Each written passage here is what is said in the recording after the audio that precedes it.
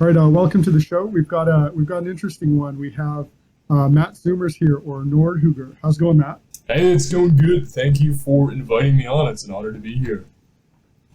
Well, I'm really excited for the analysis videos that you do. Your last one on Midsummer. I thought that one was very good. I enjoyed our conversation about it, and I'm surprised that you had such a quick turnaround to even do another one. Well, I put a lot of hours into this. I was really grinding away. I was working during my lunch breaks. Well, what happened is I wrote like a 9-page script for this video, basically like a research paper in a day, and I wrote about 7 pages of that in a day, and added on a little bit, and then recorded the following day, and tried to just blitz it out because in my position, this isn't what I do even part time. I've got a couple jobs, so this is something I definitely try to cram in whenever I have a spare chunk of time. Yeah, I have that too, where I need to just it's like in my brain, if I don't do it all in one sitting, I don't want to do it. So I end up just like going totally insano. Like my eyes feel like they're going to bleed because I've been staring at a computer for so long. So what made you choose Assassin's Creed Valhalla? Well, I stated at the beginning of the video that there are a few games that I've loved and hated more, and that really isn't an exaggeration. This is one of those games that ticks so many boxes of things that I love, and so many boxes of things that just drive me up a wall. That it's something that I put a lot of time into, tried to really figure out where I stand on this game, what I feel about it, because the game itself is an extremely ambitious project just on a technical and art level for what they've created. And there's so many good elements and bad elements, trying to kind of like piece them apart and like, what can I take and salvage from this that's like really good stuff, and what about this is just like discerning things that are the sort of rewriting of history and kind of subversive elements to it that I want to just pull out. And that stuff is like, in many cases, so on the nose in this game that it's almost like it's in there just to annoy people like me, I feel like. At least they made it easy for you, right? Yeah, they made it easy. So the sort of propaganda in here is pretty unsubtle. It's pretty obvious stuff. So it's like, if the game had different writers, had a different writing team, it really could have been something magnificent. But ultimately, really, the writers dropped the ball on this and kind of drove it into the dirt in a lot of ways. And I know, it's a Ubisoft game. It's got the standard sort of gameplay issues that a lot of people don't like. I know people are polarized about the style of the game. That's fair. I think all the criticisms on gameplay level, I think, are totally cool. It doesn't really bother me because I kind of like running around with axes and attacking people. It's kind of fun. Yeah, but you like the formula. Yeah, I like the formula. It works for me. It works. It hits the little buttons, the little neuron buttons in my brain that give me happy feelings. So I run around that's the why open it's world. that's why it's such a shame, because like with a lot of these analyses that we do, it's very clear that what we're observing is art. Like something has happened at a proficiency level that is very high. Like the environments in the game, I haven't played the game myself, but it looks absolutely stunning. Like it's the kind of place that I'd be totally happy to just wander around in a game for a while. And that's my favorite thing to do in the game, is just sort of wander around and just sort of look at the scenery and listen to the music, and it's really cool ambiance. Yeah, and then it's just such a shame that they take that, and that is just this opportunity for them to kind of propagandize and pitch all these other things that are super annoying. Like my wife is watching like the Lord of the Rings right now, the new whatever it is, Netflix or Amazon or something, right? The new Lord of the Rings show. And it's stunning. Like it looks wonderful, but it takes like 10 seconds of watching to know this is poorly written, that the actors are very strange. The whole vibe of it is so messed up, but there's definitely no denying that the cinematography and the animation and everything else that's going into it is at such a high level. It's just such a shame that they're wasting that. Yeah, I totally understand the feeling, and that's the case with so much media these days. Is Yes. just squandering what is really good artistry and directing it towards ends that are, less than incredible. Yeah, I think it's probably especially frustrating for us, being that we'll make our own videos too, because it's like, man, what if like I had a budget? What if what if I had access to the same things that they do? Then, there's so much potential for something to be way better than what it is that we're being given. And unfortunately, we're just left with all this other stuff. But let's get into the actual video itself. I'm excited to cover this here. Oh, what made you decide the name NORDHUGR, by the way? Is it literally to hug a Nord? No.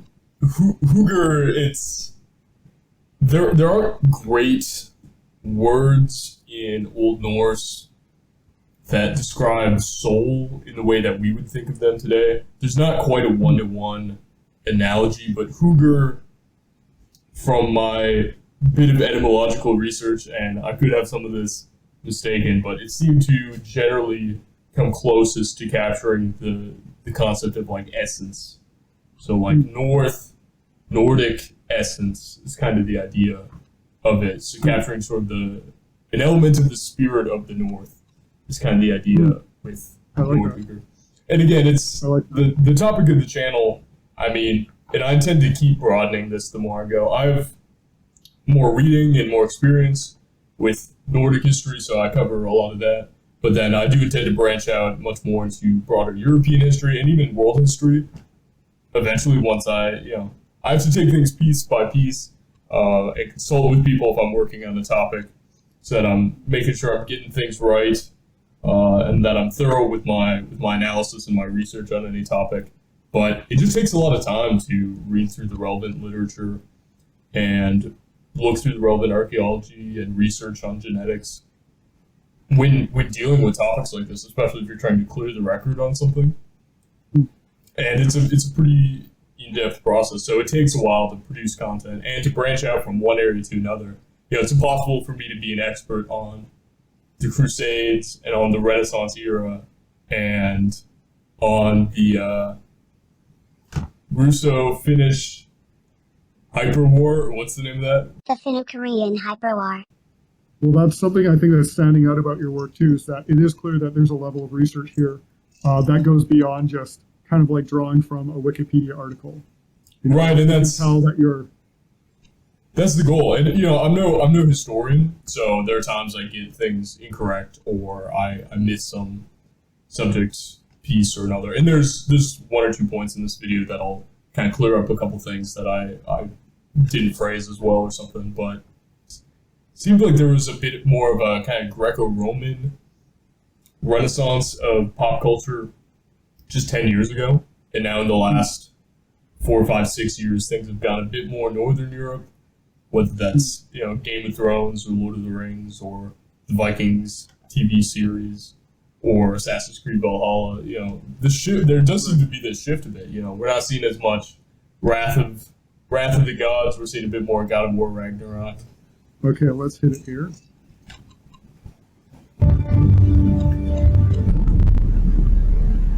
Welcome to NORDHUGR. My name is Matt. Assassin's Creed Valhalla is a game that has left me feeling deeply conflicted. I like that setup. I like that. To me, it's like that is the sort of tone of the types of analysis that we do. I'm conflicted, and I'm trying to figure. If you have something that's got these good and bad elements and trying to parse it, find what's redeeming out of it, I think that's kind of a Christian angle too. Is not just burning everything to the ground, salting the earth, but instead trying to redeem and baptize the good elements out of something. Not to try and stop this too much here, but with a lot of my videos, I find myself trying to cram a lot in really tight. And there's a certain pacing that I tend to work within. What I enjoy with your stuff is you're really not afraid to just lean into establishing the environment and just sort of soaking in the content that you're actually analyzing. I really like that you take time to do that in your videos, and that sort of sets everything up here. Many longtime fans of the series have grown frustrated at the inclusion of mythical elements into it, which is understandable, as the games have diverged more from the mostly grounded historical realism approach to something which includes much heavier doses of mythology. Although these choices are contentious, I think that's kind of what bothers me about this series too, is it's like if you decide whether you're going to be some sort of historical thing or whether you're doing alt history, and don't try and muddy up the marketing is like what it is that we're supposed to expect here. Because if you remember, I think it was Assassin's Creed Origins, the one that took place in England, they had this whole thing where you could Syndicate? like walk around. Go ahead. AC Syndicate? No, I'm Origins is thinking the Egypt one. Yeah, the Egypt one. Yeah. Oh, yeah. Yeah. So with the Egypt one, there was sort of like this museum thing that you could walk around in the digital environment and go check things out, and they're really leaning heavy into the whole, hey, this is a historical thing. Like the first one, they had mapped out like Jerusalem, a historically accurate representation of it, and I think that's great. I think that's really cool. And even like, I forget which one it was where you're in Venice. I later went to Venice as an adult, and I was like, whoa, I kind of like know where the streets go because I've played a video game. Like I kind of understand the layout of this place because they did such a good job with it. Yeah. And I really like that kind of grounded realism. But then they also do this weird thing where they're like, oh yeah, there's the Apple of Eden, and there's all this crazy mythology, and there's the aliens who are also these like mythical gods, and the Pope has magic powers, and you're just like, okay, well, like pick a lane here, you know? Yeah, it's something AC has always struggled with, but it was never too much of a problem before in the earlier games, because whenever it was in the modern setting, because for those who want a bit of context, the premise of AC is that, you know, there's these sort of mythical artifacts around the world that this evil company wants to get a hold of so they can control free will. And as part of this, they'll hook people up to some sort of device called the Animus, where they can go and relive the memories of their ancestors through their genetics. And the key distinction that there is between what's considered history and what's considered sort of fantastical or sci-fi or alt history is that the stuff in the modern day is the sci-fi story. And once they go to the past, the setting of the past, whether that's the city or the people in it, that's all, prior to this, has all been, okay, this stuff is history, and then you'll have a fictional character and a set of maybe several other characters in the game that are taking a fictional alternative history side story. Like the assassins themselves, although the assassins were real, being set up by, what's his name, being set up during the Crusades, or just prior to the Crusades. The assassins were a real historical faction, but they're given this alternative history. What if they were involved in this good versus evil battle throughout history, the secret war that you were part of? So there's this fictional element, but it's always been clear playing the previous games, whether that's Assassin's Creed 3, where you're in America, or Assassin's Creed 1 or 2, it's always been clear what the history is and what the kind of fun alternative side story is.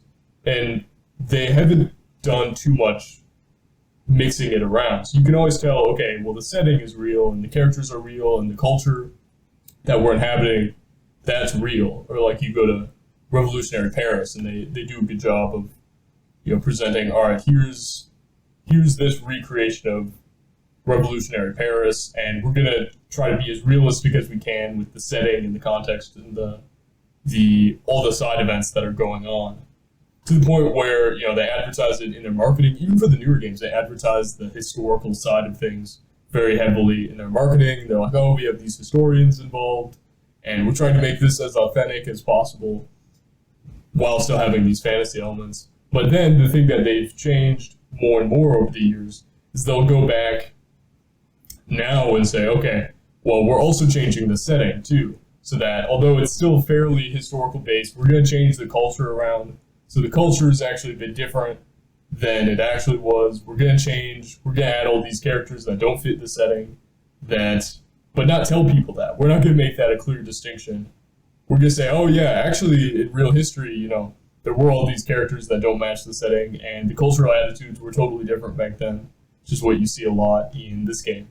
So you get this angle where, you have all these, and this is skipping ahead a bit, but we'll get to this later when you have all these women Viking raiders being a normal setting and everyone's treated the same, and you have all these characters from foreign lands who are throughout England and in the village that don't make any sense being there in the context of actual history, but that stuff's not presented as being fantastical or as alternative history. That stuff is presented as being realistic history. I can see how that's a completely different experience then, because it's no longer just, hey, here's history, and what if what if there was this other goofy component of it that was going on? This is them reaching into the actual setting itself, the actual history itself, and trying to pretend that it was something different in the first place, which Exactly. is something that Assassin's Creed wasn't doing before. Is this the first one to have really done that, or do you think that previous ones have been engaging with that too? There have been elements of this throughout all of the Assassin's Creed games, but I don't think it's ever been so on the nose or as egregious as the last couple of games. And you saw this a lot in AC Odyssey as well. But there is this clear attempt to muddy the waters and add a lot of ambiguity as to what is the actual history and what is being washed over and catered towards the sensibilities of modern game developers. Say, actually, we don't really like the cultural attitudes that people had 1,000 years ago. They seem kind of backwards and bigoted to us. So we're actually going to pretend like, people of the year 891 AD had the same values as people in 2020 in the West, which is pretty absurd on the face of it. Now, and it's frustrating too, because they're expecting to just harvest all the coolness of that era. That is the reason that people are drawn to that era in the first place, and then they're just going to strip that of everything that is. They're gonna make this distinction between the messages that they want and the things that they don't. Now, is that so much different though than what we were describing about with the sort of process of discernment and deliberately recognizing a work of art and taking the things that you like from it and separating the things that you don't? Only we're doing that in the realm of analyzing art, whereas they're doing that as a presentation of history. Yeah, and I could say that what they've done is they're stepping outside the realm of alternative history. It used to be fictional alternative history, but they are now entering into revisionist history, which is actually like deceptive. Exactly, yeah. It is a form of revisionist history that's being practiced, and that's a perfect word for it. What I think we're trying to do that distinguishes our attempts to kind of take the good and the bad is that our set of values is ultimately, what is true about this piece of media, what is true about the actual history and the world around it, instead of, what conforms to our ideological preferences.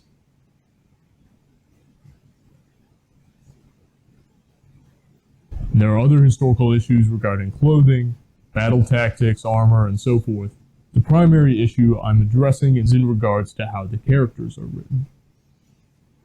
The writers of Valhalla fundamentally misunderstand the medieval mind. Either that, or they have knowingly written historical figures in a way that is disingenuous, in order to create a false portrayal of the history of the Anglo-Saxons and Scandinavians.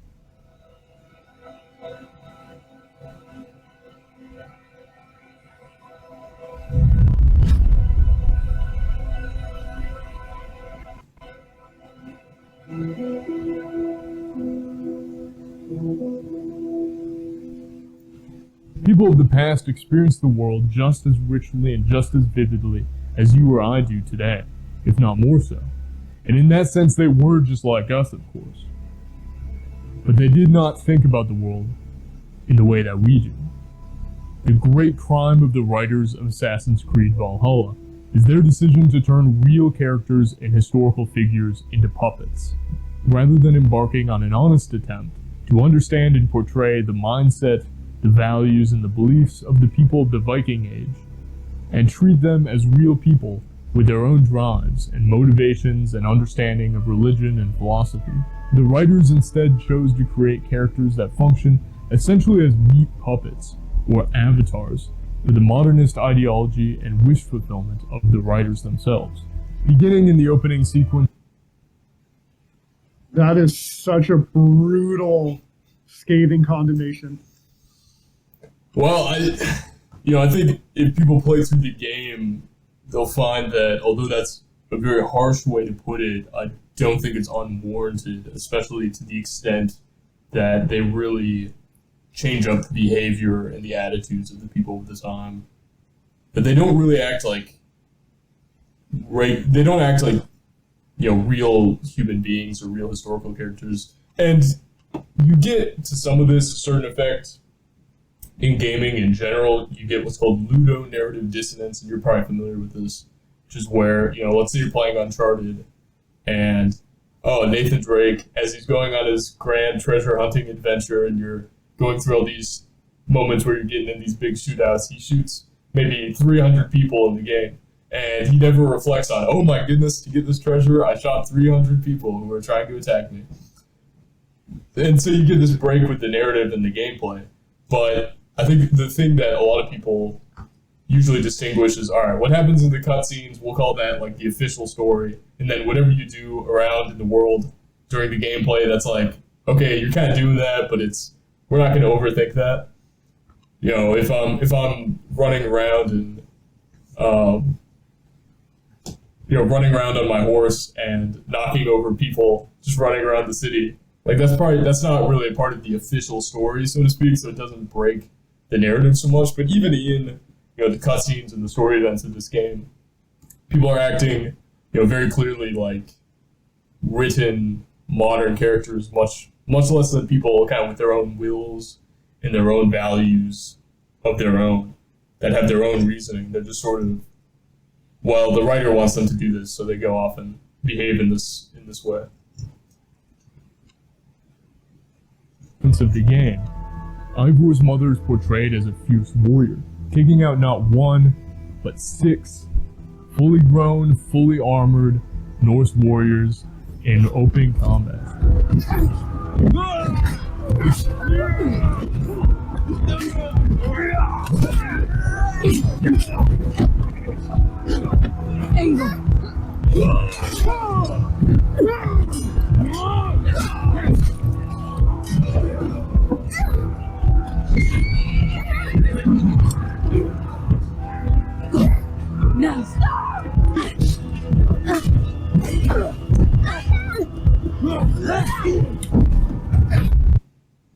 So she doesn't just take out 6, she takes out 6 while actually like holding her child and navigating that whole side of it too. Yeah, it's at that point where it's just like, okay, this is just like absurd. This is like, you're not even trying to maintain any suspension of disbelief. And I know it's supposed to be like this Viking power fantasy. It's like, how is this woman taking on 6 guys who are 40 pounds heavier than her, are fully armored, fully trained warrior men? And I mean, from athletics and from combat that there are these very vast physiological differences between male and female fighting capability, whether that's in terms of just raw strength or even speed of reflexes. Men's nervous systems are more finely attuned to this sort of rapid movement involved in combat. And again, we get more into kind of the women warrior subject later, and it's not to say that there aren't women who are capable of defeating men in combat, but it is to say that the exception proves the rule, right? Yeah, I think it would have been much more like the the story that I would be more interested in, or what would be more powerful for me, would be like the woman who kind of has to like really struggle to defeat the one or two guys. Then maybe I could hang on to that realism a little bit longer. But once they're just like knocking people around left and right, I personally don't end up going, wow, cool, she's such a great warrior. I just go, okay, well, this is like the people who make this don't understand combat. Right. And of course, there are moments where, if you're playing as a male Viking Eivor, it's like, okay, yeah, Eivor is overpowered as well, but it's in a different way. Like, it's a different sort of... although I don't recall in the actual cutscenes of the game if there's a moment. I don't think there are many moments in the cutscenes where Eivor is, defeating 10, 20, 30 warriors in open combat. I don't recall moments like that. You do that in the gameplay, which is...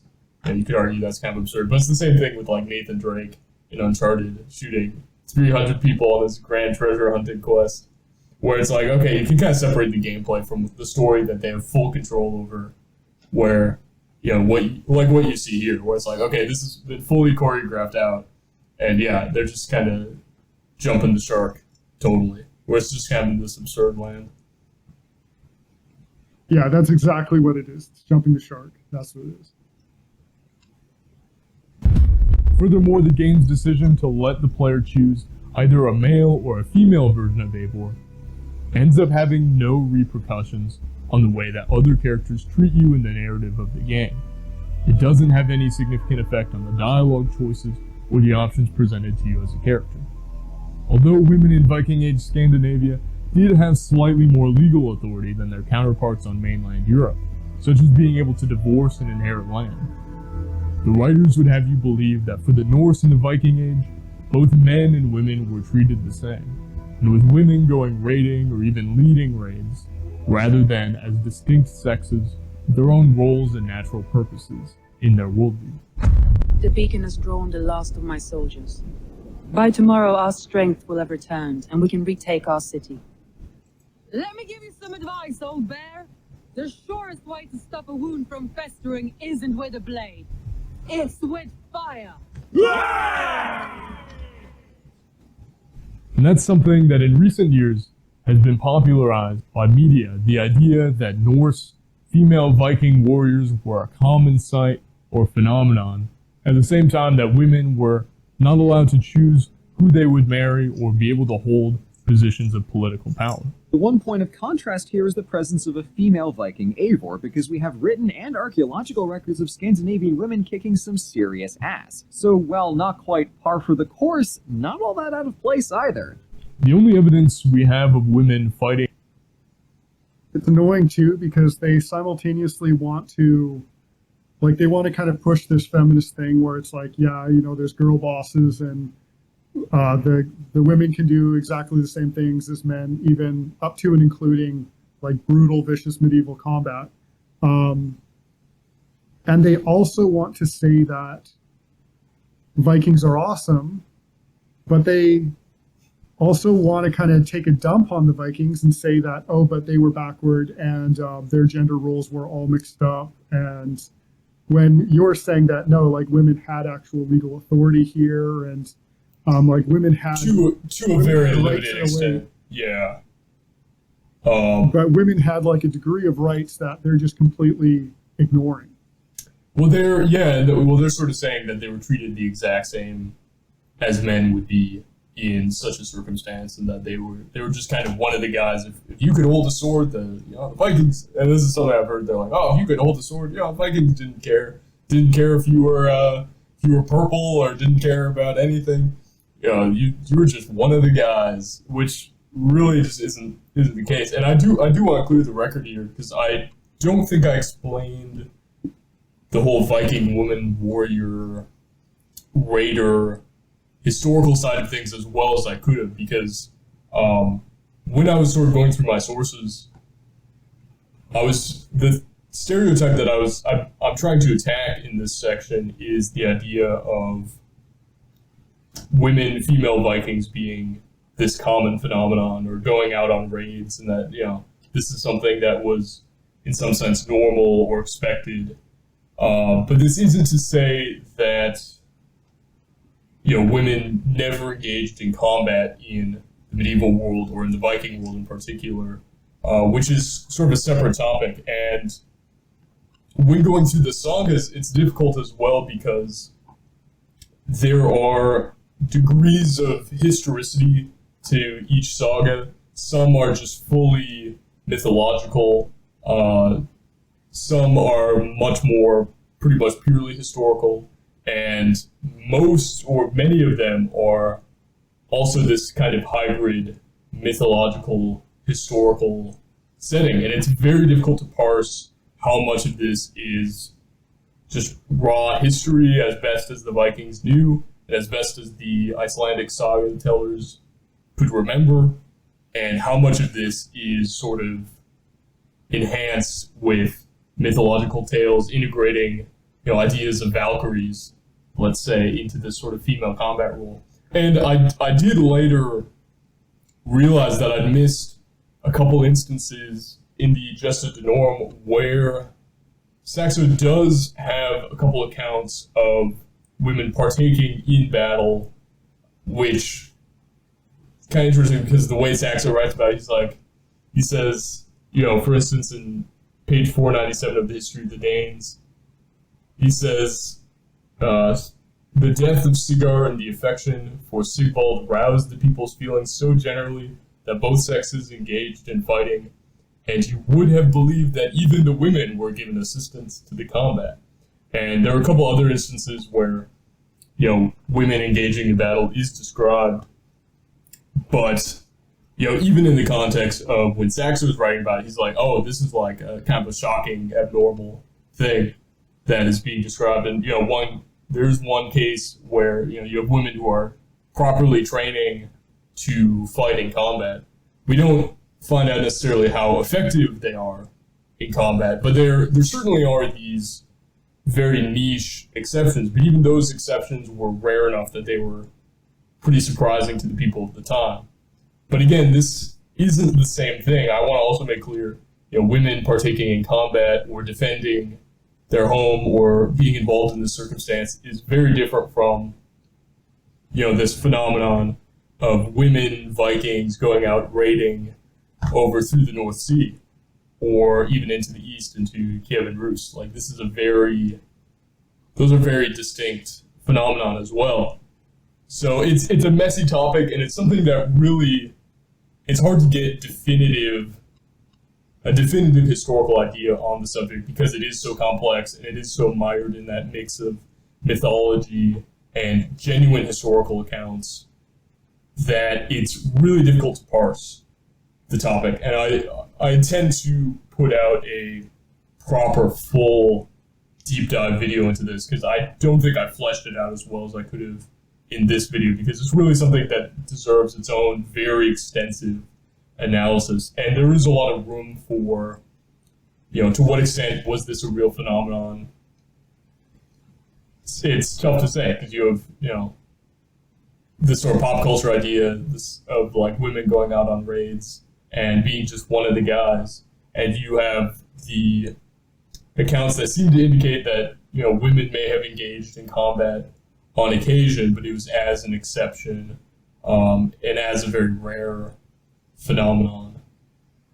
So it's kind of a messy, it's a messy. Well, yeah, there's multiple leaps that are occurring there. Like you say, it's one thing for them to have picked up the sword that one or two times when they needed to because it was an exceptional circumstance.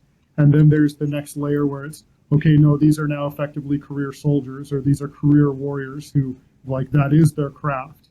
And to say that, no, these women were engaging with combat on that level, but then to go a layer even further than that and to say that, no, not only did they do that, but also they were like the leaders and they were the exceptions and they were the ones who were these leaders of men. It's like, you're asking a lot. Right. And I do want to make the distinction too between, say, a wife of a king who, like a queen who's giving orders to an army.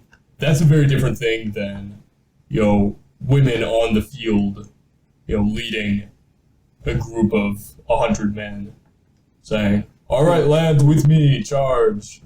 Like, that's a very different phenomenon. And it's something that, again, due to the messiness of the topic, it's very easy to improperly explain it. And that's why I want to do a much more thorough look at the topic where we can go through, all right, here's all the evidence for and against for this different phenomenon, and what's the most likely circumstances that this may have played out in the past, to the extent that we can figure it out. So that's something that, again, I didn't do as good of a job explaining in this video, because I was mainly just trying to attack the image that's portrayed in something like the Vikings TV show, or in this game, where you have this very absurd, overblown view that has zero basis in, just biology or history to any extent, versus what's something that might be a bit closer to actual history. Now, is there some sort of fictional narrative explanation for any of this too? Like, I'm not too familiar with Assassin's Creed anymore, but it's not that they're like demigods, right? No, not in this game. In the previous Assassin's Creed game, where it also gives the same option to be a male or female version of the character, that takes place in Greece, Assassin's Creed Odyssey, the characters do have some sort of divine demigod sort of status. So that could explain it in that game to some extent, but not really. Yeah, I could appreciate that, because it's like, oh, it's female Hercules. Okay, cool. Fine, that's all it takes for me. But in this game, they're drawing that out even further. So each game they just get further and further away, and now they're just like, all right, we're throwing all potential realism out the window, but without saying As warriors in combat is one account in the saga of Eric the Red, in which Eric the Red's daughter Freydis is off with the men trying to settle lands in Vinland when they're attacked by Native Americans.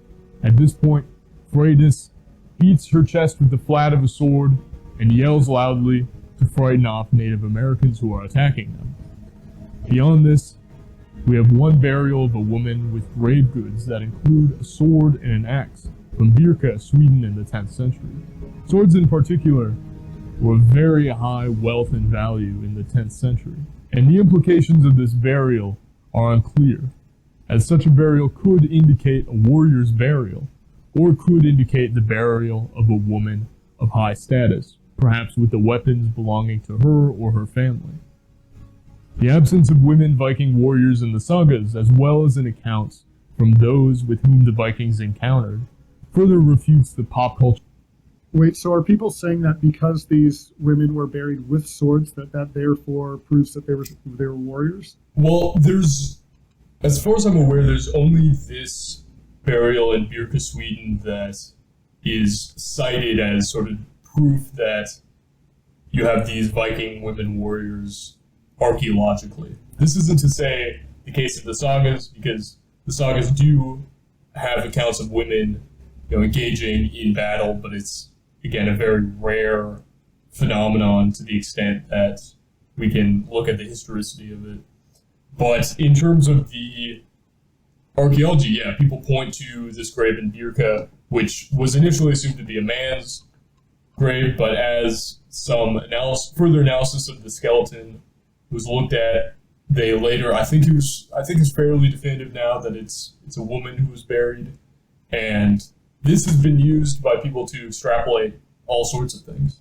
So it's been everything from, here's a woman, shield maiden, Viking, who was a renowned warrior, is where some people take this. Other people say, perhaps this was a woman who was of high status, who was buried with swords that either belonged to her or her family. And other people have taken it even further and said, oh, this is proof that we had transsexual Vikings who were either more clearly male or female and were, high status warriors, which again is, to put it mildly, quite the leap to make. And people want to take this and say, oh, definitively, hey, we've got the answer. You know, we've got these women warriors, or we've got these transsexual Viking warriors, which is just, again, it's this total like absurd level of modernist perspective going back into the Viking Age. And I'm not saying it's impossible that, you know, it was some sort of woman warrior of high status, but it's certainly, you know, when you read the sagas, you're not going to find as a common phenomenon women running around side to side with the men on the battlefield. That's certainly not a common phenomenon. So to draw that as proof, I mean, archaeology is just one piece of the puzzle. So it can indicate certain things, but until you get a collection of evidence pointing one way or another, just taking that on an archaeological level, you're kind of limited. So you could take, let's say, a biological level analysis and say, you know, due to the limitations women have in combat compared to men, it's unlikely, just purely on a biological level, that this was a known phenomenon, or this was some sort of expected result to find. So one has to take it with some pretty heavy doses of salt, any way they look at it. But what do you make of it? They're completely ignoring and discounting the role of like ritual as well. Whoever it was, right, would put coins on the eyes of the dead in order to like pay their fare through sticks. It would be like as if to look at that and to say that, oh man, they used to just like wear coins on their eyes as monocles or something. Like that was just what people did while they were alive. When it's like, no, there's a distinction here between an actual death ritual, and that may be what we're observing. You can't just conclude that she's some sort of warrior just because there's swords present. Exactly. That's something that's very easy to do with archaeology. Is you take one thing and you say, okay, here's my hypothesis about the context of this at the time, and then just run with that, and then just take that any direction you like. And that's something that's very easy to do, and people do it all the time, especially if they've got some sort of ideological end that they're trying to get to. They say, oh, we have the proof. You know, we know for sure what this means. And during the monumental discovery of Vinland, women such as Freydis, as mentioned earlier, and others were along for the journey to discover and settle North America. So as an Easter egg, if you go back to a few of the images shown before, I used Mid-Journey and Stable Diffusion image generation AI to actually create some of the art. So I'm showing the patriarchal, you know, it's a highly patriarchal culture. That's all Mid-Journey art, and then some Stable Diffusion for a few of the portraits earlier on in the video. So that's all Mid-Journey art that I generated for this video. So that was pretty fun to use, test out. So I'm very impressed. Yeah, I'm going to try to do more of this in future videos. So it's a great way to get clips or images of some sort of context that you're looking for without having to be taking other people's work. So you can just create your own to present. This is some of the better AI that I've seen. Usually I find that AI has this really kind of like uncanny quality to it. Oh, totally. But it gets better every week or two. You know, there's some new update. It's shocking how fast it's developing. So that's also, that was also Stable Diffusion. The guy with the wolfskin pelts. This also isn't to say that women weren't involved in warfare and seafaring in any capacity either, as wives of Vikings were written to have camped and settled with the Vikings during the siege of Paris and cheered their men on into battle.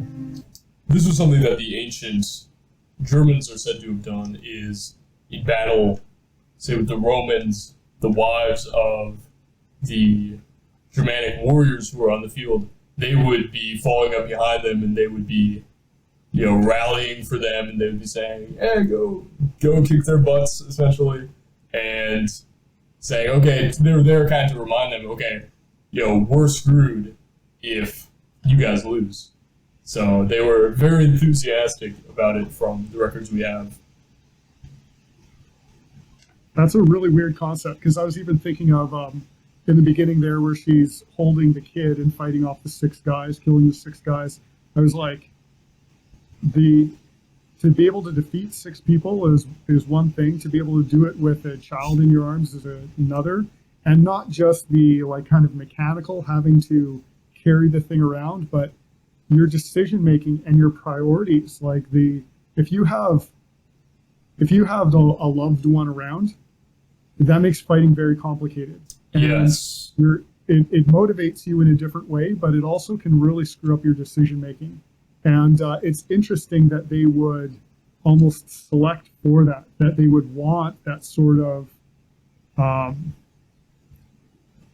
don't want to call it like a liability. Well, it can become a liability. It can become a motivation, or it can become a liability. Well, certainly the Romans did not fight in that way. They did not have that philosophy of war.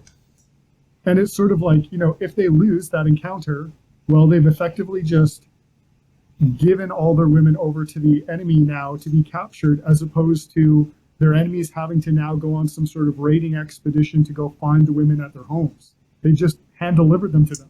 Right, and this may be due to the defensive nature of a lot of the battles during the era of Julius Caesar, let's say, where the Romans are on campaign into the heartland of Germania, and they're conquering territory, and they're running out of room to run. They did, of course, migrate during the time, but perhaps there was more reason for that when they're on their home turf versus if they're attacking, if they're sacking Rome itself. Women such as Freydis, as mentioned earlier, and others were along for the journey to discover and settle North America. Curiously, Vikings are also portrayed with the same attitude towards homosexuality as most Westerners post-2010. I can't tell you how many times characters in this game randomly proposition me for gay sex. Yet I wonder, is there any skill of mine that I could impress upon you? Even a fool has something to teach, whether they are aware of the lesson or not. Hey, but I could show you how to wield my plow sword. Now mind you, this is set at a time. Was that guy actually laughing at that clip, or did you just pull that laugh from somewhere else? No, I just took the NORDHUGR clip of him laughing, and I thought it would fit the context pretty well. That's a solid laugh. So it's just, yeah, that happens, I think, 3 or 4 times at least in the main campaign. Because the way they've set up the romance situation in the game is that because you're interchangeable as male or female Eivor, all the romance options are the same. So either way you pick, you're going to get like 4 gay romance options one way or another. And then they also make a bunch of random side characters gay. I think they make Rollo gay in the game, or like bi or something. I don't remember. Again, it's like, it's yeah, I mean, it's this total modern rewriting, because clearly they've done enough research into the game to know, okay, here's the layout of the land, the way that power dynamics were going on, and this sort of Game of Thrones situation. So they knew enough, and they clearly read at least a number of the sagas, because they make references to saga material throughout the game, especially if you read the side material and the side notes. So they've clearly done their homework, but that makes it so egregious for them to rewrite the Norse beliefs on sexual relationships just 180 degrees from how they actually were. They must have, they clearly must have known that they were rewriting it due to the amount of homework they did into the era. So that makes me think this was a conscious and deliberate, knowing attempt to rewrite history, to do this revisionism of history. Well, that was going to be my next question, was, do you think that they were deliberately trying to rewrite history there, or do you think that maybe they just walked themselves into a position where they needed to have the option of a male or female protagonist, and they were so lazy that they're like, well, we're not going to just like rework all the romance options, we'll just keep it all the same no matter what? Well, if if they'd have just been lazy about it, they would have probably just had, because I guess female Eivor is canon, even though male Eivor is in all the marketing for the game mostly. So, I mean, if they'd done female Eivor, I guess it would have sort of made sense to have male romance options, but even in the game as well, they have like multiple, I guess, designs, so I guess the character can hook up with multiple people throughout the game, which again gets into ethics regarding, Viking rules on promiscuity. And that's not to say, like, of course, that people always followed those rules. Of course, certainly people were promiscuous when they chose to be. But again, it's playing into this modern rewriting of the culture of the time and of the nature of how people acted and thought about the world. It's just making people post-2010 Westerners. That's what it's doing. Right. Yeah. Scandinavian history, when to even accuse someone of having engaged in such an act obligated the accused to fight the accuser in a one-on-one battle to the death. We should bring this back. In a Bring fight back home known as games. a home game, lest Yeah, his I'm for it. reputation be shamed and him thought of as unmasculine and violated. Is she a character from another Assassin's Creed game? Is she from the Greek one? She's not. She's Randvi, who is the wife of your, I believe, stepbrother or brother-in-law in this game. And so she plays a role, so you have an option to romance Randvi, even though she's married to your brother in the game. So The first half of the Havamal provides a multifaceted perspective, from romantic love to general life advice. It's the closest thing we're ever going to have to proverbs, tweets, and green texts directly from the Vikings themselves. the Havamal is great. It's a really, it's a pretty short read. It's just got some of the advice is contradictory slightly with other pieces of advice, but it's just generally good advice from the age. Yeah, very much like proverbs or green texts or tweets. People just sort of shit posting, telling their thoughts. And I went back because I've gotten so many comments on videos, especially on TikTok, where people do have this conception of Viking Age where they are totally open to any form of sexual behavior, essentially. And that was the idea that that's like some commonly accepted thing at the time. So I'm like, all right, aside from all the numerous times where in saga material where people are insulted and called unmanly or what we would think of as homosexual today, and that's used like not all the time because it had very serious consequences to make that insult, but it is used a few different times throughout the sagas, and it can lead to these fight to the death interactions. So if that wasn't enough proof for people to reference that, I'm like, all right, I'm just gonna go into the law books themselves. So it was actually hard to find the actual texts and the translations of the law books.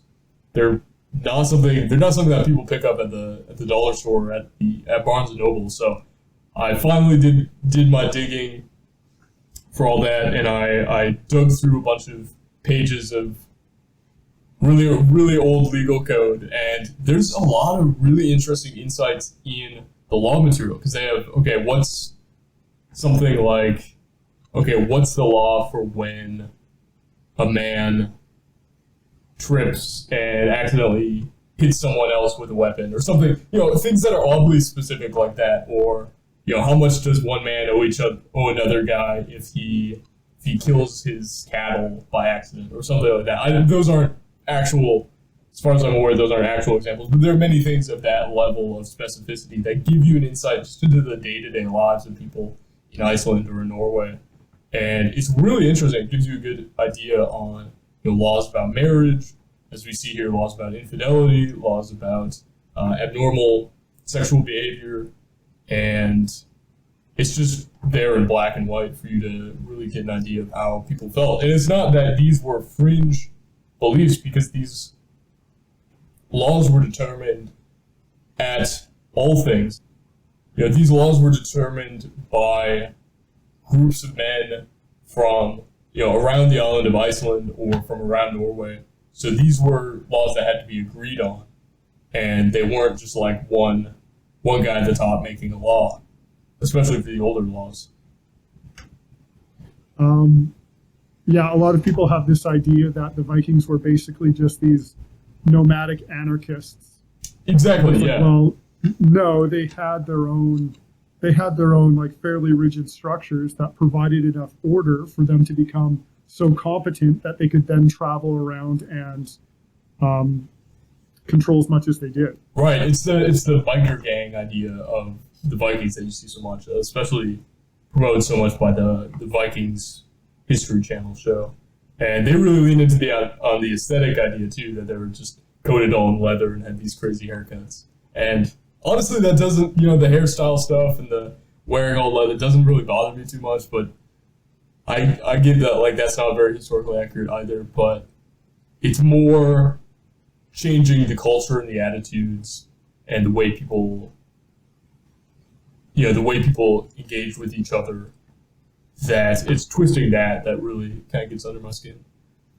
That's more in line with what are the people that live north of the wall in the the Wildlings, yeah, the Song of Ice and Fire universe. That's right. That's more like that type of thing. They were more of the sort of like anarchist, super promiscuous, whatever. But the Wildlings are it makes that's totally true. It makes the Vikings into Wildlings, which is there are some like surface level similarities, but they are quite different. Although ironically, I've been watching, I've been sort of skimming through parts of Game of Thrones, and ironically, ethnically, they probably do a more accurate job of portraying the Wildlings as being a believable, far North European style faction than Vikings are usually portrayed these days in popular culture, because they're all like super pale,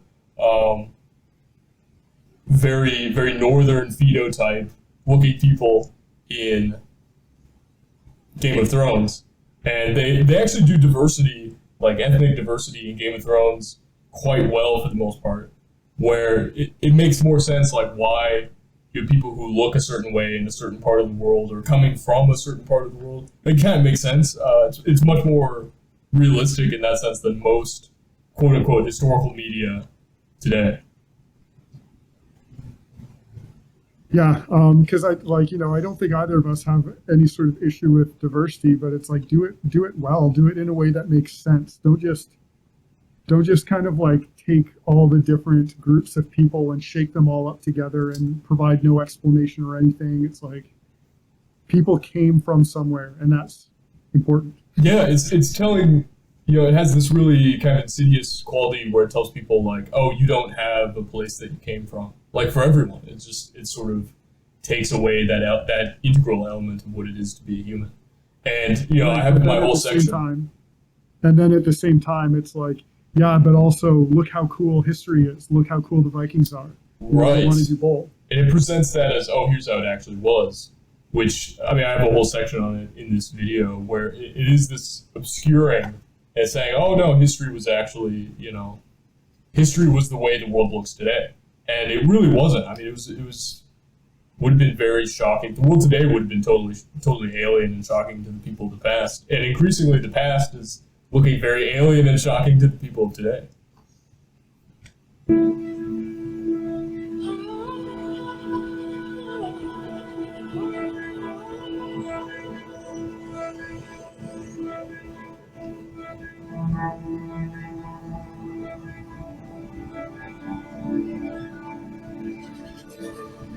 The Vikings, which are the favored faction for the narrative of the story, are characterized as being openly friendly to non-Scandinavians, welcoming them in amongst themselves. If anything, this is more representative of modern Scandinavian nations rather than medieval Scandinavia. What are your names? Yenli. I'm a merchant, not a bandit like those others.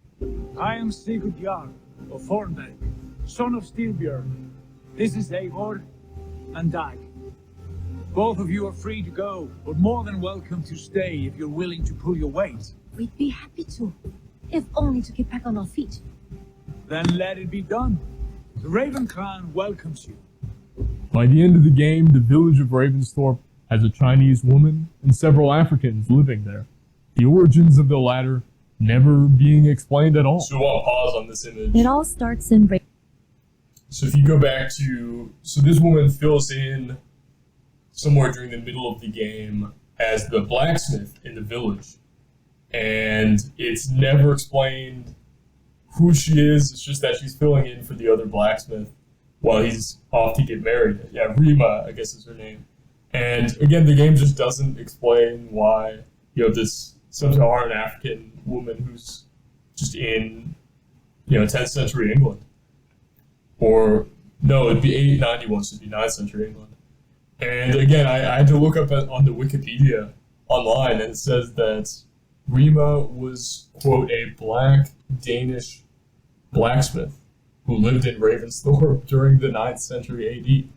Which, it's like, okay, like what, like how, what? Like she's Danish? Yeah, it's like, that sounds like a pretty impressive story. Maybe the game should be about how this happened. Yeah, like how did this, like, okay, how'd you get this, like she's like what? I don't. Yeah, maybe we should just keep moving. Also, on an editing level,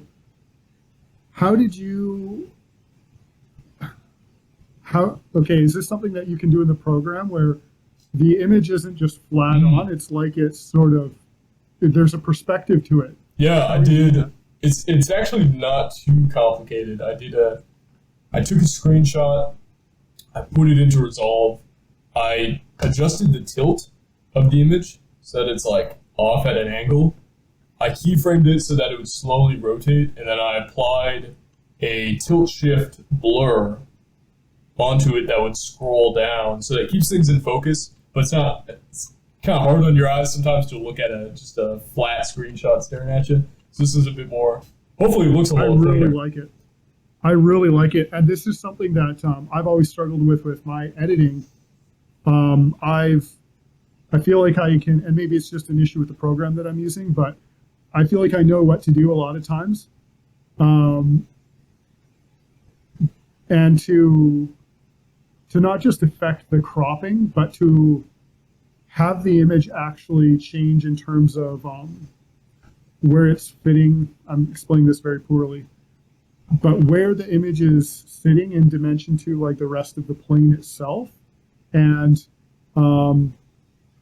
like it's one thing for me to have an image take up the full screen and for me to zoom in or zoom out, but it's another thing to have the cropping itself actually go from being small or large or to move and stuff. But yeah, and I like how much you're dabbling. I like how much you're dabbling with tilt shift too. Thanks. It's a fun little tool. And then there's of course that tilt shift clip that someone else put together of AC Valhalla if it was like miniature. Looks really cute. Oh. It all starts in Ravensthorpe, your home, where you will meet with Vaughn, a fellow Vikinger and a new ally. How have you come to know me? 1,000 eyes have 1,000 ears as well, and word travels fast. And what is it I can do for you, or you for me? The situation is as confusing and bizarre as if in the game Ghost of Tsushima, there was a Frenchman and several Aztecs settling in one of the Japanese villages with no questions asked by the local Japanese or the main character Jin. They simply show up one day and live in Japan. So beyond this, the portrayal, the little kid that shows up too, the small African child, for some reason, or he's maybe not even a child, he might just be like a midget, like, or I don't know, am I allowed to, he might just be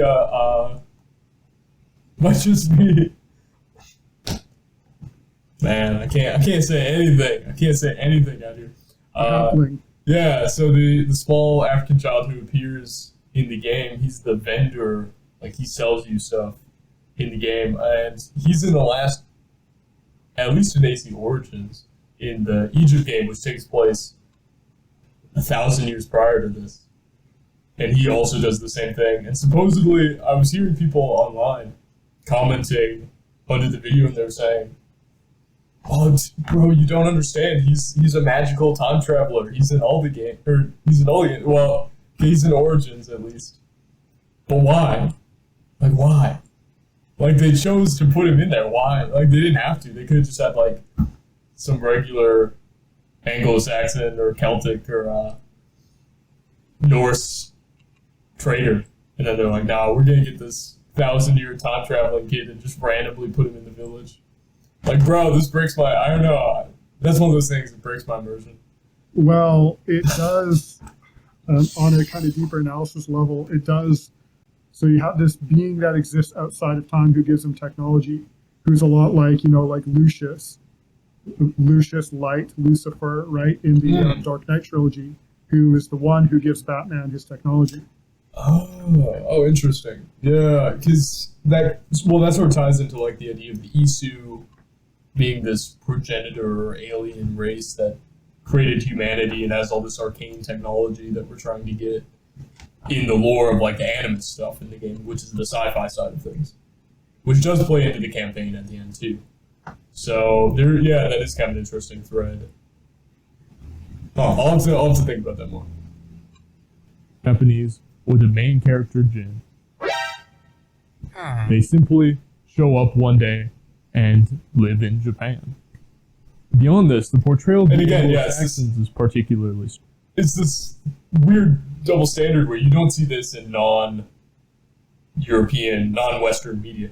Like, I know Ghost of Tsushima was created by a Western developer, but, in situations that take place outside of Europe, you don't normally see people just randomly show up. Or if they do, it's at least usually explained why they're there. But, yeah, it's this weird situation where, like, European media just has this phenomenon where it's like it just doesn't make sense for the time, and it's never explained. Same can also be said for how Christians are portrayed in the game, with Christian characters appearing typically as cowardly, sneaky, simpletons, or just plain dumb. It gives no indication as to why Vikings would possibly consider Christianity attractive. Heathen! This part really surprised me. Well, it shouldn't surprise me. Like, you could say that, okay. A lot of these studios try really hard to not be offensive, right? Like, in the beginning of every Assassin's Creed game, there's a sort of disclaimer that says that this is sort of like loosely historical, and there are people from all different ethnicities and religious creeds and everything who work on these projects. I think they've changed that now. I think they've updated. Let me see if I can find the new Ubisoft disclaimer, because I think they took out the religious side of things. Because they usually try and signal pretty hard that they're trying to be accommodating. And it was one thing when they were going after like the Pope, and it's like the Pope was basically a supervillain that you assassinate. And there was a part of me that kind of like rolled my eyes, and I was like, yeah, of course. But I also thought it was hilarious. It's way more insidious when you have something like this, where it's not so over the top that it's like a Pope with a magical staff who's this cartoon villain, where it's like, no, these are just like, the Christians are just awful people in the game, and apparently I guess you destroy their churches. Yeah, so now in the old version, their old disclaimer, whenever you boot up the game, it would always have this disclaimer in Assassin's Creed games where it would say, quote, "Inspired by historical events and characters, this work of fiction was designed, developed, and produced by a multicultural team of various religious faiths and beliefs." And now the new disclaimer they have is, quote, "Inspired by historical events and characters, this work of fiction was designed, developed, and produced by a multicultural team of various beliefs, sexual orientations, and gender identities." So they've switched up, they've taken out the religious faiths part, just left beliefs and added in sexual orientations and gender identities. So they seem to have they seem to not have the same philosophy that they had before, which is pretty telling, I think. Mm-hmm. And there was another. This is a place. Let me see if I can find it, because there was an article where someone was very enthusiastic about getting to burn churches in the game. Let me see if I can find this. Well, you know, it's like, not that I want to be like, oh, Doom caused, you know, like, it's not like Call of Duty or Duke Nukem or whatever caused Columbine, but, you know, in Canada, we had, what was it, like 30 or 40 or something churches all burned down in 1 year. And in a game like this, you just get to revel in the, like, burning down churches. It's like, okay, well, there's certainly they certainly don't have problems with certain things, with making certain people look a certain way. All right, you find that article? All right, so you might find this pretty funny, or funny or disturbing. Also, if you want to send anything through the Discord, then I can pull it up on screen too. Oh, sure, yeah. Let me send. So, I remember this from when the game came out. The popular by game review website standards, Rock Paper Shotgun made a really interesting review of Assassin's Creed Valhalla. And click on because they still have the tweet here where it's like quoting from their review. Do they still have the tweet? Is that tweet still up? Is the original tweet? I'd be shocked if they. Okay, maybe they don't have the tweet up. Click on that link. Or not the link, the whole Twitter post. See if they left the Twitter post up. Holy crap, they left that up. Rock, Paper, Shotgun left that up. I can't believe that. So they quote in Rock, Paper, Shotgun's review of the game, they say, Assassin's Creed Valhalla review, quote, I think running towards an abbey and yelling, quote, kill Christ and burn his house down, ! All caps, is the energy a lot of people want right now. Damn, I can't believe they still have that up. That's insane. And I don't even think that quote is from the game. I think that reviewer just like made up that quote. That's crazy. Yeah. So this is a good point. What's that say? Now try the same for Islam and Muhammad. Oh yeah, you would never see this. I mean, I hate to cry double standard because that's kind of lame, but like obviously, there's no scenario in which this would be used elsewhere. It really goes to show, certainly what the people at Rock Paper Shotgun think, and gives you a hint at the anti-Christian nature of the developers of this game, where like a mechanic of the game is raiding monasteries. You raid villages and castles and whatnot too, but yeah, really, some people seem to really be enjoying that. And then the next year, 68 churches were burned down in Canada. Yeah, you can't help but think there's a connection between that kind of cultural energy, that sort of Christian hatred that you see by mass media, in connections to real life. Now, I'm not saying video games cause churches to be burnt down. That's not my argument. But just that there's this general, real cultural hatred towards... Well, maybe Rock, Paper, Shotgun is just right when they say that is the energy right now, because clearly it was. That ended up happening. Maybe. I mean, hey, maybe they're right. Maybe they were right the whole time. They were warning us. But it is pretty staggering. How generous of them. Wow, yeah. So kind, Rock, Paper, Shotgun. Of proud converts like myself. I seek those who wish to join the great and superior holy path I am on.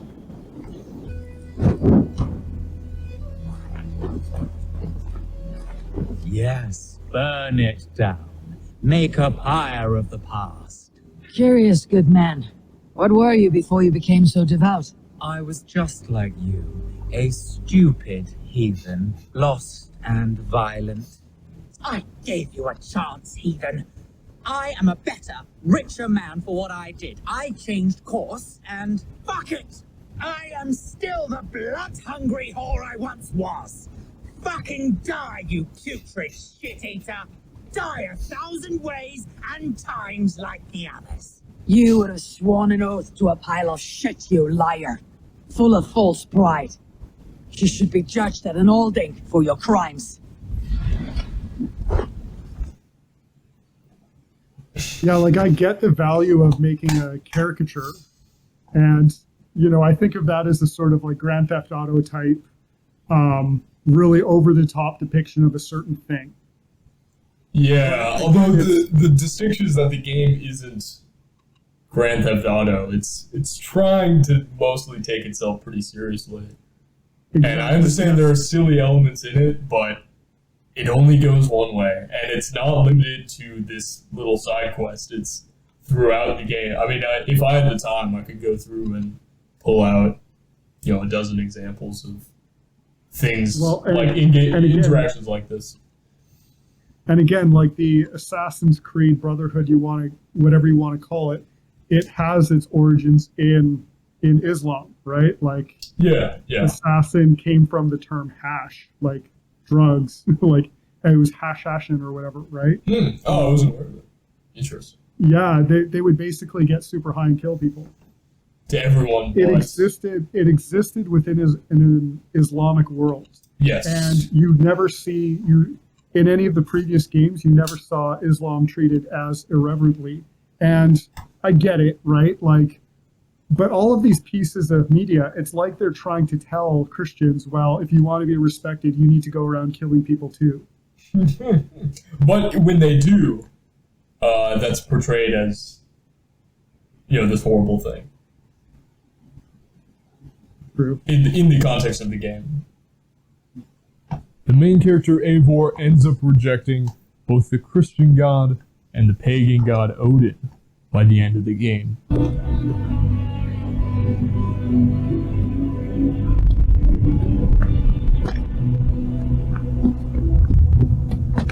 Leave me now.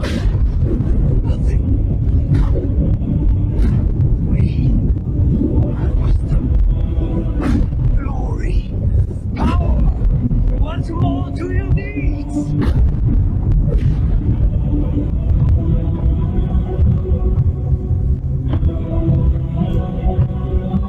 Everything else.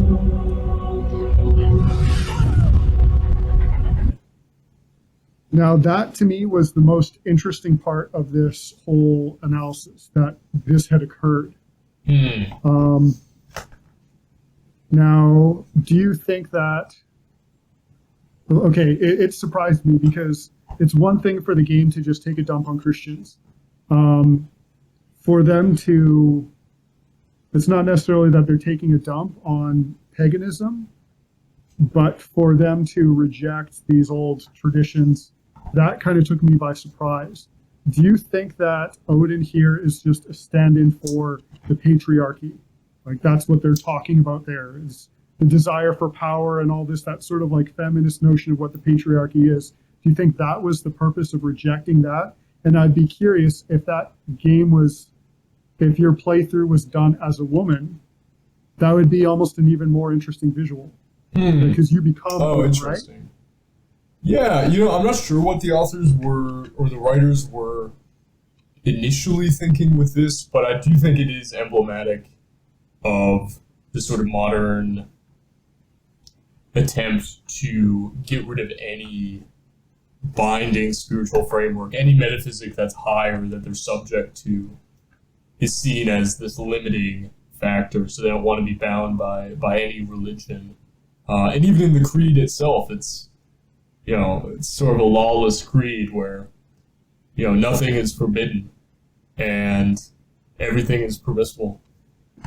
So it is this kind of modern idea where full self-expression is seen as the highest good, and Eivor I mean, Eivor's character motivations never make a whole lot of sense in the game. His or her is kind of not the best written character, even though Eivor is very well voice acted. It's one of those phenomenon where I think it's just modern writers trying to reject any sort of spiritual framework, any religious belief that attempts to bind them or have them have an allegiance or loyalty. So it's tossing that away and saying, all right, no, you have to have full license towards self-expression. So it's possible that this whole them turning Vikings into anarchists, it's possible that does make sense within the framework of the assassins themselves, because the assassins are a sort of pseudo-anarchist movement, and this is just the Viking depiction of that movement. Like their creed, what's their creed there, or their little oath they're saying, nothing is true, everything is permitted. I'm thinking of how that compares to the anarchist saying of no gods, no masters. Right? This, what you were describing there, this rejection of the transcendent. But it's very interesting that in this movie, or in this game rather, your character becomes Odin, because now we're talking about some component of transhumanism or the character themselves becoming God. Yeah, it is not this just attempt. rejecting, but becoming. Yeah, and that is kind of, you were talking about the Luciferian element. I think that does fit into it because it's this idea. And in the context of the game, Eivor has visions wherein he or she remembers himself as Odin. Again, it's not really explained. I don't think the writers totally... I think they're kind of just trying to write an excuse for them to do these sort of wacky mythological setting ideas, but it certainly does come with this idea that what's subconscious in the writer's minds and latent in their worldview does come out in the writing. Yeah, and there's a degree of every game is a power fantasy. Like no one wants to play a game where your character doesn't progress in any sort of skill, and the natural outcropping of that tends to be that, well, the character becomes something resembling a god within the universe of the game. They become so overpowered that you struggle your way through, and eventually you just like dominate everyone who's around you. So that kind of doesn't surprise me, but it is a little bit weird to me now that they're like, I don't think it's as accidental as you. I think that this would have been a very carefully chosen decision. Very well could have been. I think that there's probably like certain key points that they have to hit in stories, and they're making sure that they hit them. And one of them is this, not just rejection of the patriarchy, but you have now become God. You've become him. You've taken it over. Yeah, that's very interesting. Yeah, he simultaneously rejects Odin while becoming him at the same time. So don't ask me to explain the continuity there. I don't think the writers understand it either. So that could be my lack of understanding that and seeing that as a clash. May not actually be a clash. It may just be this sort of idea that, individual man attempts to become God, tries to usurp the place of God, and that's sort of the latent ideas within the writer's head coming out onto paper. So maybe it actually does kind of make sense that there is reasoning behind it, even if it's ultimately this sort of Luciferian attempt, because that's Lucifer's idea within the Christian worldviews, that he was unhappy with his place as second to the top as an angel and seeked to usurp that and become God himself, or become like God. Yeah, it certainly makes sense within their belief framework and their motivations. Whether, I think ultimately you're correct that that's not possible, and that's why it doesn't make sense in the story, because I think your worldview is correct. However, within their belief and motivation framework, it makes total sense that that's what they would do. And that does fit into the whole transhuman concept that we see so much these days is, I mean, obviously there's the phrase "playing God," as cliche as that is, but it really is the case. It's people who see themselves above or beyond the natural order and the spiritual order, or believe that there isn't such a thing as a spiritual order, and see the natural order as something something without intrinsic purpose or design to it, and therefore feel fully unrestricted to change it and take control and modify it any way they can desire. In the end, instead of an honest attempt to view the world through the eyes of the Scandinavians and the British natives of the 9th century, the Vikings in Assassin's Creed Valhalla are just toys for the writers to bash against archetypes of the English. In retrospect, it was definitely a mistake to have a French company set a game in medieval England. So instead of a nuanced and a profound exploration of medieval characters, the writers play out a fantasy of modern people in Viking cosplay, killing and raiding the lands of intolerant and backwards Christian Englishmen. I'll probably end up referencing this in every analysis, but Robert Eggers' film The Northman manages to succeed where Assassin's Creed Valhalla. Sorry, that part that you had brought up there, again, this is very powerful. And there's a couple moments where I can tell when you're hitting your sort of thesis or your sort of synopsis. It's like, this is the core idea here, The earlier one was where you were saying that they were, I think you said that they were like sort of flesh suits. Yeah.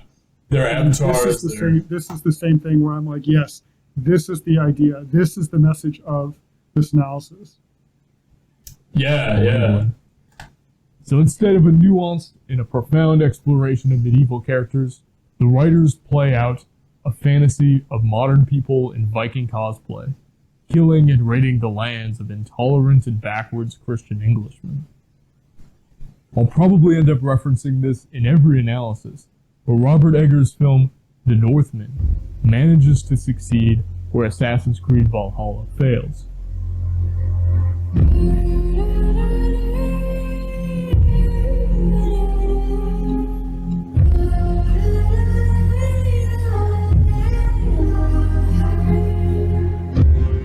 Robert Eggers and Alexander Skarsgård make an honest and groundbreaking effort to portray the worldview of medieval Northerners from their own eyes.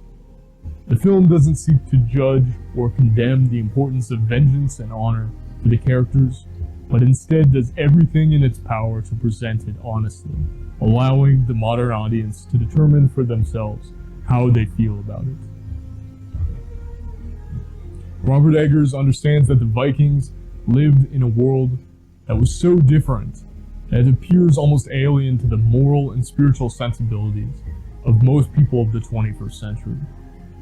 But what got me fascinated was the rich mythology and poetry. As I learned more, even their wood carvings and visual artistic expression was also very inspiring. But I think when you're dealing with these pagans, they're the pagan in the period in our film, who every part of life is an expression of belief, and belief is an expression of every part of life. There is so much beauty in the way that they saw the world. From the extreme value they placed on kin, family, and bloodline, to their wholly different understanding of violence, honor, and death, and their beliefs about the gods and the transcendent. They experience the world in a way that is almost impossible for the modern man to wrap his head around. When watching The Northman, there's not a moment in which the characters come across as insincere. I guess I did a show called True Blood, and on that one, my character had been in the States for 2 centuries, but was originally a Viking. Also named Northman, by the way, in his last name. But I never, there was something about being away from Sweden that long, playing characters from around the world, mostly American characters, that kind of awakened that desire to go back to my roots in a way, and to play a Viking was. Eivor is like the right guy for the job, you know? Totally, yeah. I mean, he's someone who's passionate about it. He's had it on his mind. It's something that he cares about in his heart. He's ethnically the right person for the role. He's got the right build for it. I mean, he's Swedish rather than Danish, but, very close ethnically, so he definitely fits that. And yeah, I mean, you can tell it's something that he values beyond just, oh, this would be fun to do. It's like, it's important to him. And that's very clearly a different attitude than the writers had in Valhalla. That this is something that's real significance to him. Yeah, and I think that sometimes a person has to kind of go on that journey a little bit to really discover it. Like, when I grew up, we were told that effectively, like, we didn't have any sort of culture, and that we were just a mishmash of everything that worked from everywhere else, right? And then when I graduated, I traveled all over the world, and it was very apparent to me that we were very different. And, it's like the person who thinks that they don't have an accent because they're just so used to hearing themselves speak. And then once you go to other places, you discover that, like, wait, no, I come from a unique place, and I have that sense of identity in a way that it's hard to appreciate if you're just completely surrounded by it and have never had it contrasted against anything. Yeah, and it sounds like what he's describing happened is it was this process where he went through this period of acting and in his career where he was away from that, and he did notice, he's like, oh yeah, you can, through traveling around, he saw, like, oh yeah, I do have this very distinct background, which is pretty cool, because he does a great job leaning into it in the film. And it just comes across as natural. Yes, and that's exactly what it is. It's the thing that you are, not the thing that you pretend. Exactly. Yeah. Like, you see him in the Berserker scene where he's like getting into a trance. It's like, oh, that dude does not look like he's They do acting. not perceive time as a past. Sorry, could you say that again there? Or because you see in this, for instance, in the Berserker scene where he's going through this ritual to get to this Berserker trance, and yeah, it does not look like he's acting. I mean, of course he is, but it almost comes too naturally. It's like, whoa, okay, dude. Yeah, no, it's dope. It's so cool. He tapped into his genetic memories. That's right, blood memory time. They do not perceive time as a path towards civilizational or moral progress and advancement as people typically do today, nor seek hiding away from death and living out to old age and comfort, but instead view the world as a generational cycle of rebirth, of glory, of love, of duty, of blood, and of fire, culminating in the eventual destruction of all things. They lived in a world in which all that will echo into eternity is the bloodline and the deeds of the dead man. And that's a reference to Assassin's Creed Valhalla. That's a reference to a famous line from the Havamal that goes something like, "Cattle die and kinsmen die."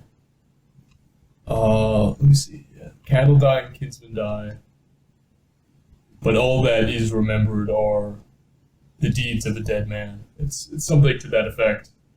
So I tried to draw from that because, they are very clear about what they believe in their own writings. And it's very fortunate that we still have that. And even the sort of conception of what the pagans of the time believed was important in life isn't entirely different from what the Christians believed until very recently as well. The importance on, bloodline, on honor, on living this sort of warrior style of life was very much in the nature of European culture until much more recently. And it's only in the last couple hundred years or 300 years really with the Enlightenment that has started to shift.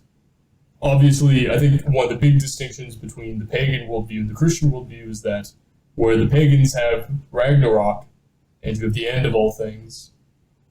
I mean, perhaps Odin finds a way through Ragnarok, but you have Ragnarok, which is the end of all things, whereas the Christians have their own Ragnarok. They have Revelation, but after Revelation, there is this renewal, and there's this final chapter in the book that isn't just destruction. You have destruction, but then you have what comes after, and what comes after is the glorious return of the new heavens and the new earth.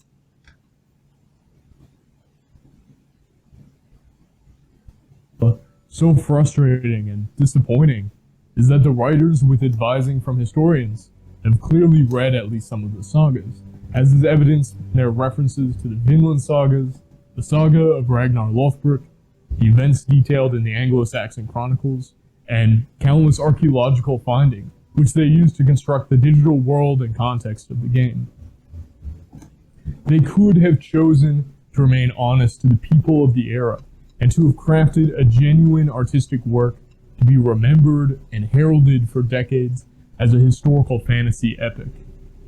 Even the inclusion of mythical elements is not so far off, as pre-Enlightenment Europeans held the genuine belief that mythical and otherworldly beasts and monsters roamed the earth in the uncharted seas. Instead, they didn't take the path of honest character exploration, and wrote a story that will only remain as a curiosity of early 21st century historical propaganda. Oh, scathing. I think it's warranted, though. I hate to be in the position where I'm criticizing, because I know how much work goes into these projects, which is why I want to always be very clear who I'm criticizing. That it's not the voice actors, it's not the concept artists, it's not the musicians or the guys working on the technical side or the animators or anyone like that. It's specifically it comes down to the writers and whoever's approving the writing and directing that. Obviously, that comes from company culture, which is very much controlled at the top. So there is accountability that should go all the way up, but. Yeah, I think it's warranted. I think your criticisms are on point for sure.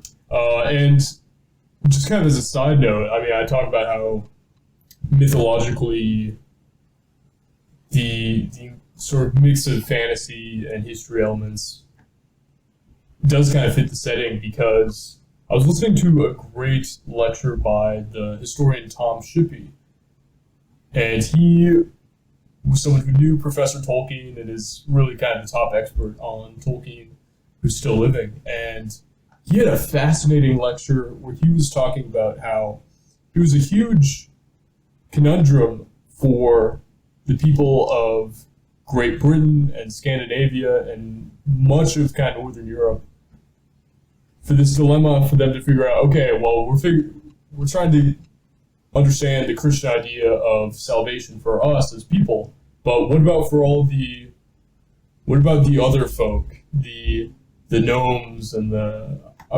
or certainly for the elves and all the other creatures that live in the world that they very much believed in. I'm not sure what the beliefs were on gnomes at the time. I'm not sure if I have that right, but certainly creatures like elves or other beings that they very much believed inhabited the world with them. And they're like, okay, well, how do they get saved? How does the Christian worldview incorporate them? Have you ever read the Ender's Game trilogy or the Ender's Game series? I'm afraid not. I had a friend try to explain it to me recently. It's they're like kind of a young adult book, like they're for younger people, but they reads very easily. They're quite good stories, and they dabble with that concept a bit too, except for in sort of a sci-fi sense. Because don't they have aren't Mormons like a big faction in the game? Yeah, I forget whether the author is a Mormon or not. And he did kind of this sneaky thing where he gets you to relate to this character, and then I don't want to spoil it, but spoiler alert. There's a big like twist.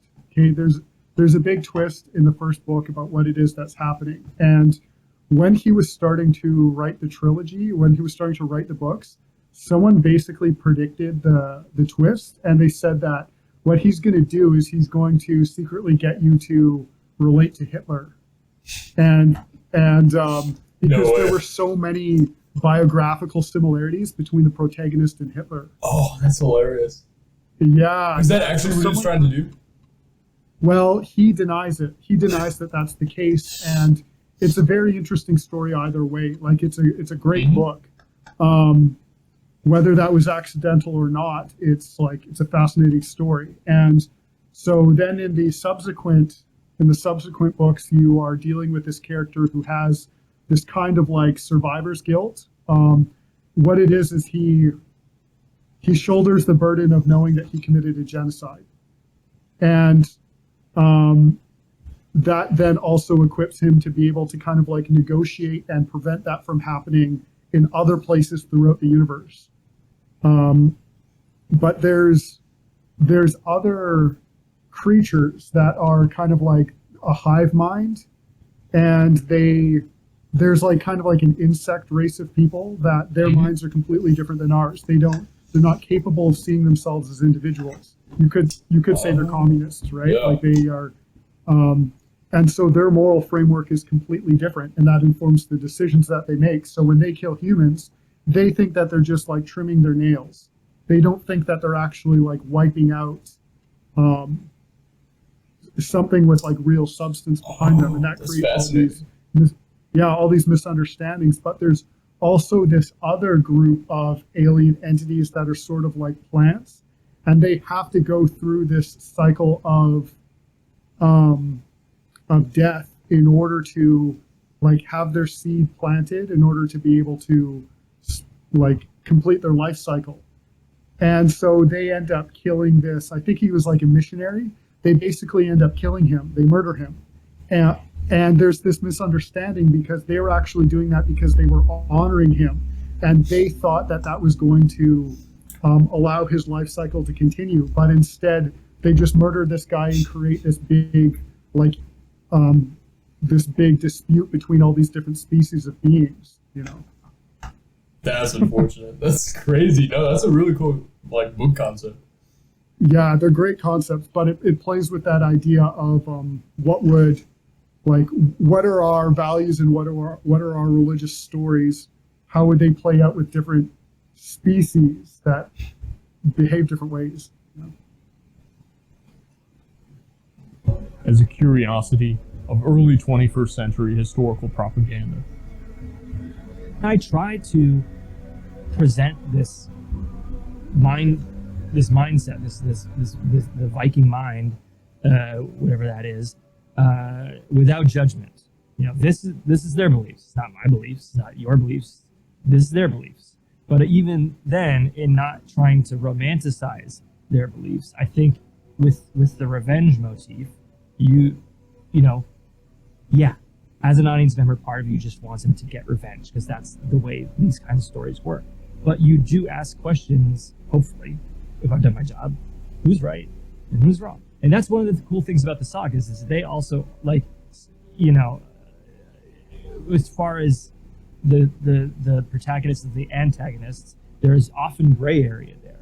You know, they are full characters. And so I hope that, you know, even in telling this story in a you know, about a culture who says you must revenge and you're going to be shamed and criticized, everyone's going to hate you and you're a failure if you don't revenge, that we can still wonder if that's the right thing to do. Now, why does any of this matter to begin with? After all, it's just a video game. It comes from reading primary sources, but from entertainment media. You might be surprised at how many comments I get from people whose whole perception of the past is based on television shows more in line with cheap fantasy, rather than anything grounded in reality. And over the years, I've had to unlearn many things that I picked up on TV shows or was taught inaccurately in school. All of that is to say that the media people engage with matters, and experiencing a historical event in a video game sticks in a person's mind much better than a dry description in a textbook. I think that is deliberately why they do this kind of stuff. It's one thing to be like, oh, we tried to be somewhat historically accurate, or we didn't even really care enough to be historically accurate because it only matters so much to the project anyway, and that creates certain historical misunderstandings. It's one thing when that occurs accidentally. The purpose of these kind of projects, it's to create this media framework that is complete revisionist history, that is actually altering the way that people look at the past in order to inform the way that they're viewing the world and interpreting their motivations for the future. Yeah, well, exactly. And I think that's why this stuff is so important to address. Because it does have that effect. I mean, even if people say, oh, it's just a game. Well, how much of it do you know is a game? How much of it do you actually know is real? So a lot of people say, well, I can tell what's real and what's not. Because, maybe the flying griffin flying in the background, like, oh, that's fake. Oh, there's a unicorn over there. Oh, that's ridiculous. That's just fantasy. But maybe they believe something about, maybe the culture being changed and the religious beliefs being changed. Maybe they don't pick up that that's actually been rewritten. And I see that all the time because I get comments from people. It's like, it's proof that this stuff does work. Because so many comments I get from people are like, oh, no, this is actually Vikings were like people from 2010, anarchists. Like that's how Vikings behaved. Or it's the same thing with the Anglo-Saxons. It's the same thing with the Japanese. It's the same thing with everyone. Really, anytime there's a bunch of popular media, it changes how people think about them. Even if people think they're immune. Do you know the concept of like irony poisoning? Explain that one to me. I've heard the term, but I don't know what it means. So let's say I want to convey something or communicate something to you that's outside of the Overton window, right? And basically, I'm going to get in trouble for just outright saying it. So what some people will do is they will say the same thing in the form of a joke. And what happens is that jokes then push the Overton window because you're able to say things in the form of a joke that you can't otherwise just say in polite company. And then the accusation with irony poisoning is that some groups will deliberately muddy what it is that their beliefs are through the use of irony in order to hide or conceal their beliefs. So then they end up just completely unironically saying something that maybe is very disagreeable. And then if that comes off very poorly, then they just hide behind, well, I'm just joking, bro. It's just a joke. Okay, and, yeah. Because I'm some sort of comedian, that I tell jokes. And so you're just supposed to interpret this that way too. And it gets very confusing for other people who can't tell where the lines of when it's ironic or a joke or not. And they blur all of that stuff intentionally. That's the accusation behind irony poisoning. Now, it's almost like a similar thing is happening here too, where it's like, oh yeah, there's griffins, and oh yeah, there's like all these fantastical elements. And that almost sort of becomes a way to gaslight people into being like, oh, well, what do you mean you can't tell what are the fictional elements? Are you trying to say you thought Griffin was real? And it's like, no, I'm talking about these other more nefarious things that they're trying to masquerade as history. There, you hit it on the head. You put into words what a huge thing of what's been bothering me. You labeled it, you stuck it in the eye, you got it, that's it. Irony. Yeah, it's like the fictional version of irony poisoning, fiction poisoning or fantasy poisoning, you could say. Yes. That's just being able to conceptualize that better helps so much because you see it all the time. It's everywhere. That's why I encourage anyone who's creating historical entertainment, be it in television, in film, in writing, or in the video game industry, to find what they're most fascinated in and genuinely try to portray it with integrity and curiosity, treating the people of the past as real human beings instead of arrogantly sneering at them from a fallible moral high ground, or reshaping them even worse into just mere puppets for the loose agendas and moral whims of the age.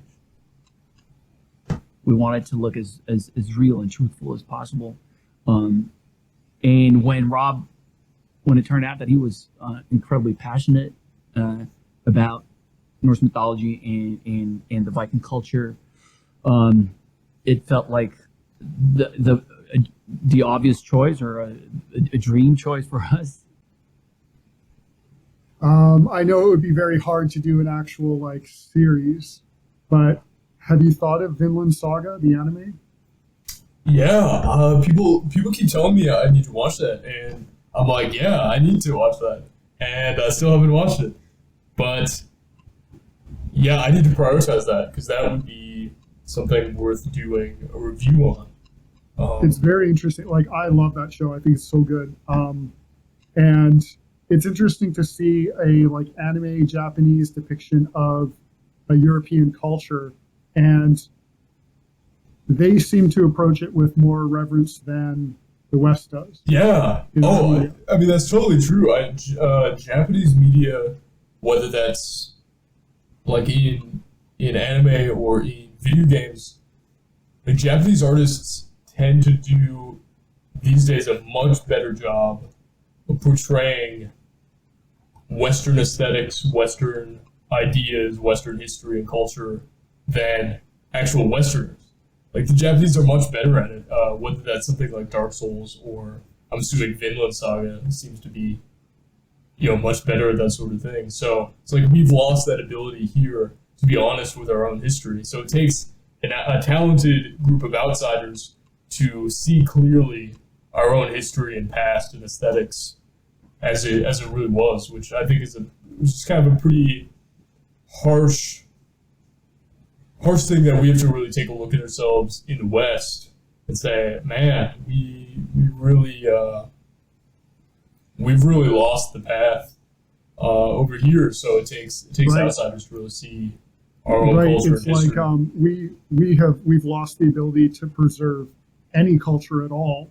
Now, what our institutions are engaged in is just this degradation of them. That's all that they're capable of doing. Exactly. And it takes some other group that can actually preserve culture to then take a look at ours and be able to preserve it in a way better than us, even though they're coming from a completely different culture. But their ability to even preserve it in the first place is what we've lost. So. Yeah, and it's exciting to see. I hope to see more of this. I mean, you do get exceptions like the Northman, and I've got a couple minor critiques of the Northman, but I mean, overall, it's just an extraordinary piece of media.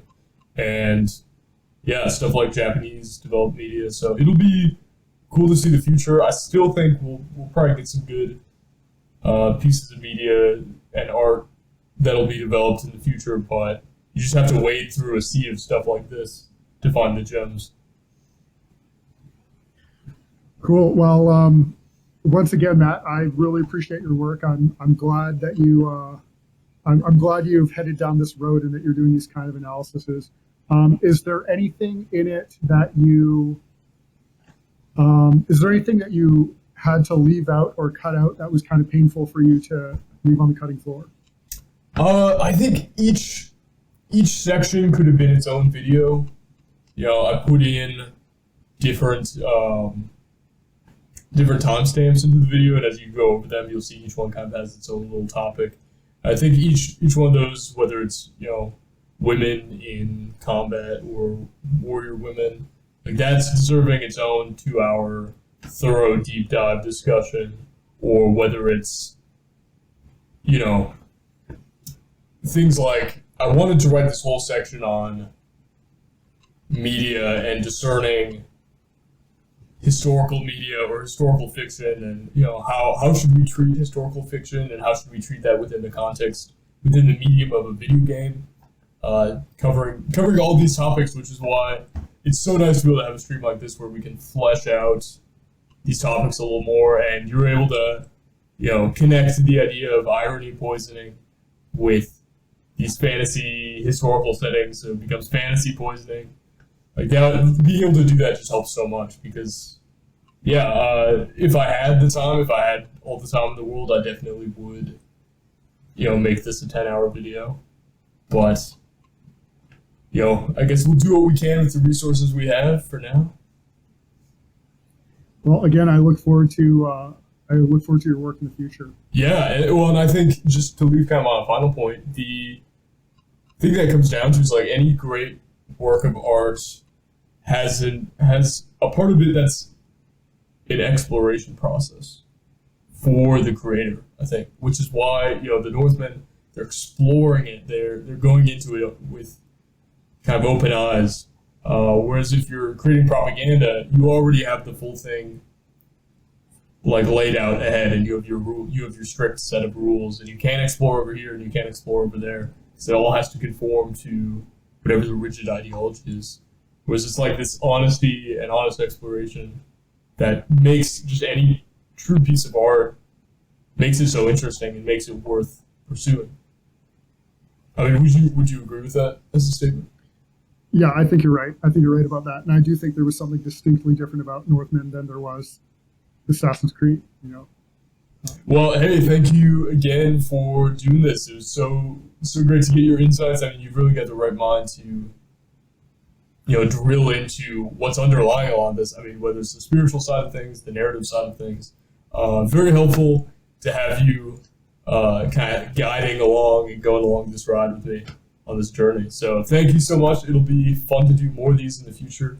To check out more of Nathan's stuff, I've got some links down below where you can see his content. He puts out amazing work, and he puts an insane amount of thought and effort and care into the videos that he produces, so it's always fun.